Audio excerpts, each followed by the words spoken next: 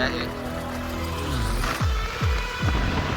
तर बघू शकता हे कर्नाळा पक्षी अभयारण्य.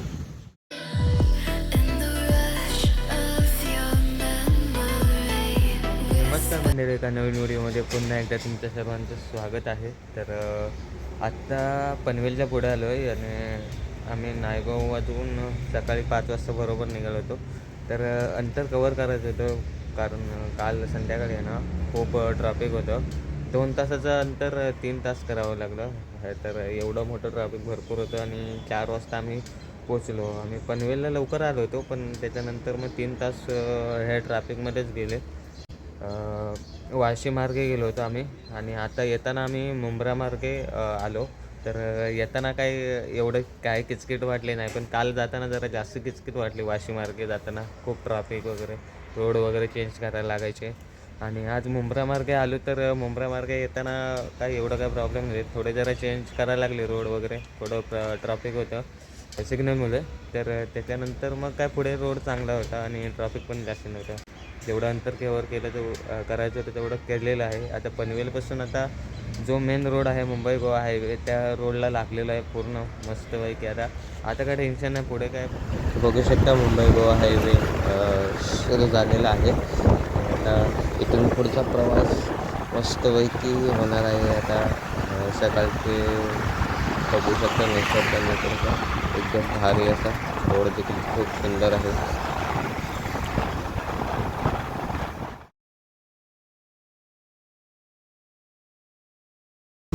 तर पाहू शकता हे आहे कर्नाळा अभयारण्य, जे आता इथून लागलेलं आहे. आता कॅमेऱ्यातून काही एवढं क्लिअर दिसतंय का माहीत नाही, पण तुम्हाला दाखवण्याचा मी प्रयत्न करत आहे. मस्तपैकी बघू शकता पक्षी अभयारण्य कर्नाळा आणि बाजूला पूर्ण हिरवीगार झाडी वगैरे बघायला भेटत असेल आणि त्याच्यातून हा जाणारा रोड आहे. त्याचबरोबर इकडे पक्षी वगैरे, प्राणी वगैरे बाहेर येऊ नये त्यासाठी इकडे म्हणजे बांध वगैरे, पत्रे वगैरे लावून ठेवलेले आहेत. आणि त्याच्यातून हा सुंदर असा रोड जाणार आहे, जो बघायला भेटतील आपल्याला. जाऊया काय, तिकीट किती रुपये आहे ते विचारायला.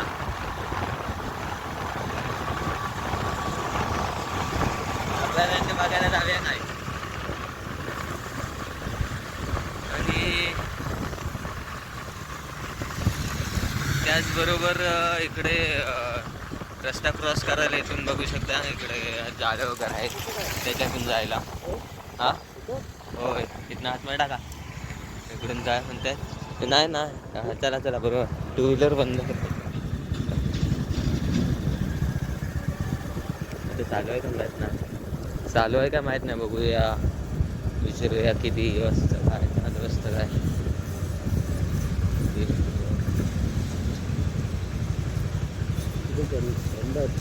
बंद वाटतं. तर बघू शकता हे कर्नाळा पक्षी अभयारण्य. थांबा.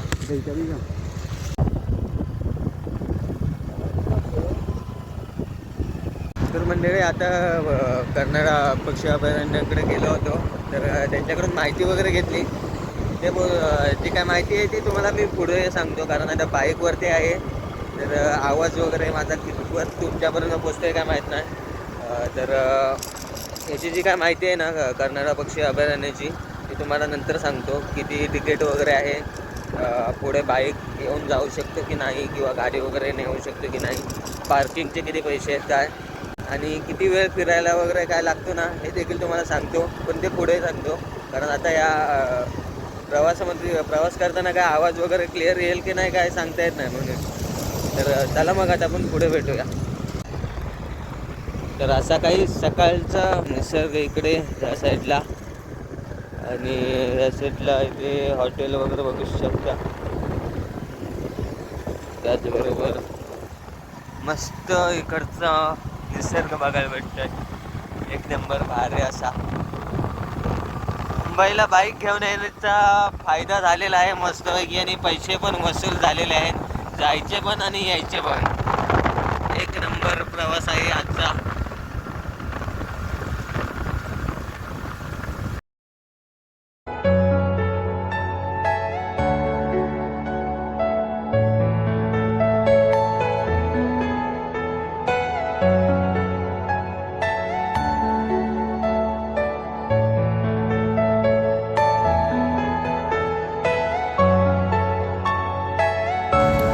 आता आम्ही थांबलेलो आहे चहा आणि नाश्त्यासाठी ब्रेक घेतलेला आहे. आता इथून पुढे नंतर निघूया.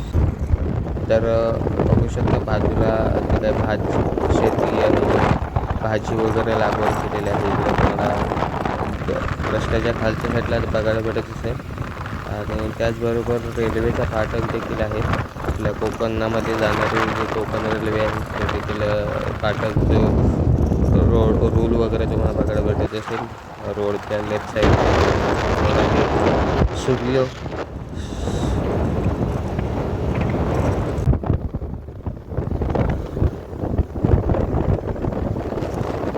बघू शकता केवढा मोठा ट्रक आहे.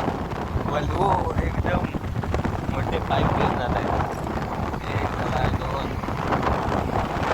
हा तिसरा आणि हा चौथा. बघू शकता केवढा लांब आहे ट्रक.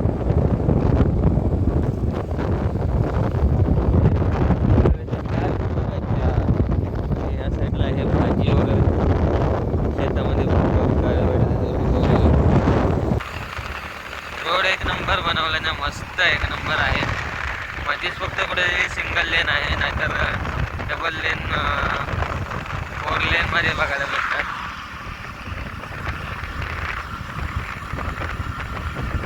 पाहू शकता इकडे आहे CNG पंप. हा आता आम्हाला येताना पहिल्यांदाच भेटला. त्याच्या मागे फक्त एकदा भेटला होता तेवढाच. CNG पंप आहेत बऱ्यापैकी, पण इंदापूरच्या मागे फक्त हा एक CNG पंप बघायला भेटलाय. त्याच्यानंतर मध्ये कुठेच नव्हता अजिबात. आणि त्याच्या पुढे आता बघू शकता आहे किती आहे.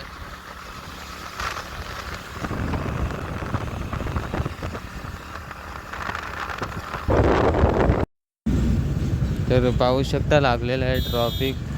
आणि बहुतेक इंदापूर आलं असं वाटतंय, कारण इंदापूरला जास्ती ट्रॅफिक होते. काय समजत नाही ते आलं आहे काय.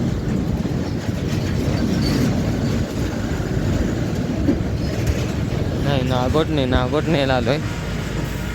पण नागोठणेला रोड खराब असल्यामुळे रोडचं काम वगैरे चालू असल्यामुळे रोड अजून काय तयार नाही झालं आहे. त्यामुळे ट्रॅफिक आहे भरपूर पुढं. आणि आता आपण चाललेलं आहे नागोठणेपासून आता इंदापूर वगैरे करत, माणगाव वगैरे करत जायचं आहे आपल्याला पुढे मालगुणला, कोकणामध्ये.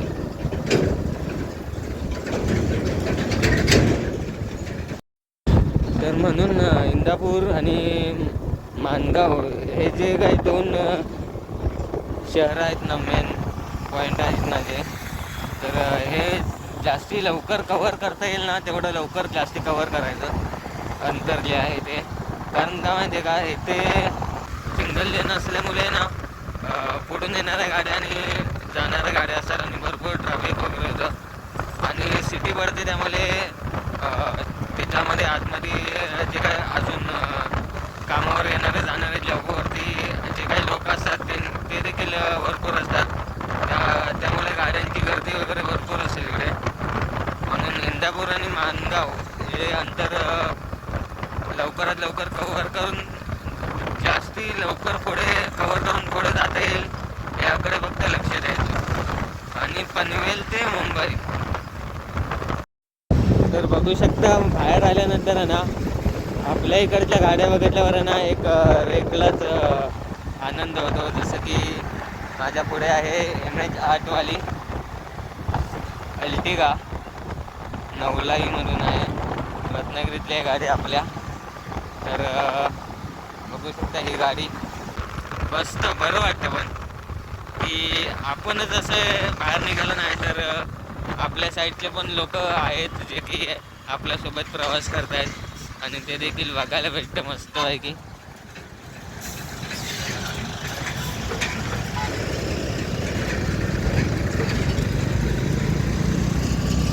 आहे इकडे पुणे मुंबई. तर या साईडला पुण्यासाठी रोड जातो जो की मागे बघितला असतात. आणि आपण झालेला आहे मुंबई गोवा हायवेने. आपल्या कोकणामध्ये. मी आता थांबलेलो आहे CNG पंपावरती. CNG पंपावरती थांबलो आहे. जरा फ्रेश वगैरे व्हायचं होतं, त्यामुळे म्हटलं जरा CNG पंपावरती थांबूया. आणि भरपूर सकाळपासून अगदी हा दुसरा आमचा ब्रेक आहे. पहिला ब्रेक आम्ही घेतलेला तो कर्नाळा किल्ल्याच्या पुढे, कर्नाळा पक्षी अभयारण्य आहे ना, तर त्याच्या पुढे ब्रेक घेतलेला तो टी ब्रेक. आणि नाश्ता पण करून घेतला एकदाच. म्हटलं आता मध्येच थांबूया नको, थोडं जरा पुढे गेल्यानंतर बघू, भूक लागली तर थांबायचं, नंतर मग बघू. आत्ता आम्ही माणगावच्या लय मागे आहोत अजून, तरी 30 किलोमीटर लय लांब आहे. तर मस्त वाटतं आहे. आणि सकाळचे वाजलेले आहेत 9:45 आणि 9:45ला आम्ही इथे थांबलो. मजा आली. आणि मुंबईतून पनवेलपर्यंत यायचं म्हणजे इतकं त्रास आहे ना खरोखर. मी म्हणजे जातानाच अनुभवलं, त्यामुळे म्हटलं येताना मुंब्रामार्गे येऊया, तर तो देखील रोड बघूया. तर तो रोड चांगला आहे, मस्तपैकी आहे. फक्त सकाळी येत होतं त्यामुळे काय जास्त ट्रॅफिक भेटलं नाही, पण जाताना दिवसाचं वगैरे कसं काय माहीत नाही मला, पण रोड एक नंबर आहे. त्यानंतर आता बघू, आता पुढे एकाने जायचा प्लॅन आहे, तर तो देखील तुम्हाला दाखवण्याचा मी नक्की प्रयत्न करेन. तर आत्ताचे किलोमीटर झाले आहेत नायगावपासून, सांगतो तुम्हाला. तर बघू शकता 133 किलोमीटर, 133.9 किलोमीटर झालेले आहेत. आणि 500चं पेट्रोल टाकलेलं आहे सकाळी. तर आता बघू कितपर्यंत जाते गाडी काय. जरा मस्त फ्रेश बीश होतं आणि मग निघतं इथून पुढे. ह्या साईडला बॅग वगैरे आता काय हे गरम जे ग्लोव्ज वगैरे असतात ना, ते ठेवतो आहे आतमध्ये, कारण आता काय गरजच नाही त्याची वगैरे. आता बघू, चला मग. तर पाहू शकता आलेला आहे इंदापूर, आणि इंदापूरला आम्ही आलेलो आहे. आणि इंदापूरचं मार्केट हा असा डबल लेन, म्हणजे एक येणारा आणि एक जाणारा तेवढंच. आणि इकडे माणगाव वगैरे सुरू केलेलं आहे बोर्ड वगैरे. आणि असं काही मार्केटमध्ये गर्दी असते काही वेळेला, काल दुपारच्या आसपास होती गर्दी इकडे. आणि आता सकाळी काही एवढं नाही ट्रॅफिक, दुपारी संध्याकाळी इथे भरपूर ट्रॅफिक असतं. त्यामुळे जेवढं अंतर कवर होईल तेवढं लवकर अंतर कवर होऊन म्हणजे पुढचा जो काही प्रवास आहे ना तो आरामात येतो. नंतर ट्रॅफिकमध्ये एकदा का कंटाळा आला की मग काय बघत नको. तर आता आम्ही थांबलेलो आहे लिंबू सरबत आणि चहा पिण्यासाठी. ब्रेक घेतो आहे जरा मस्तपैकी, कारण ऊन देखील भरपूर आहे खूप. आणि मोबाईलची चार्जिंग देखील खूप कमी झालेली आहे. 30% फक्त मोबाईलची चार्जिंग राहिले. त्यामुळे आता व्हिडिओ शूट काही करायला भेटणार नाही जास्ती. त्यामुळे इथून आता पुढचा व्हिडिओ शूट नाही करणार, डायरेक्ट आता घरी भेटूया मग.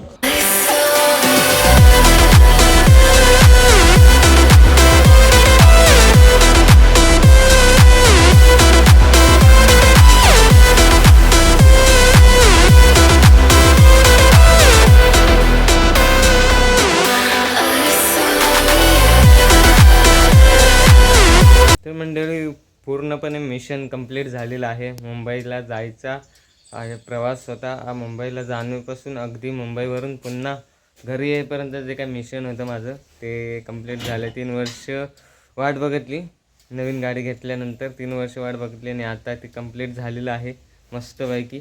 जसं 359 किलोमीटर झालं आहे बरोबर. आणि वाजले बरोबर सकाळी 5 वाजता निघालो होतो, आत्ता वाजलेच 4:10 फक्त झालेत बरोबर. थोडं 1 तास आधी लवकर आलो आहे, 1 तास लवकर आलो. पण खूप मस्त प्रवास झाला. गाडीने देखील चांगल्या प्रकारे साथ दिलेली आहे. तर भेटूया नंतर, बोलू पुढच्या व्हिडिओमध्ये. तोपर्यंत भेटू एका नवीन व्हिडिओमध्ये. तोपर्यंत टाटा, बाय बाय.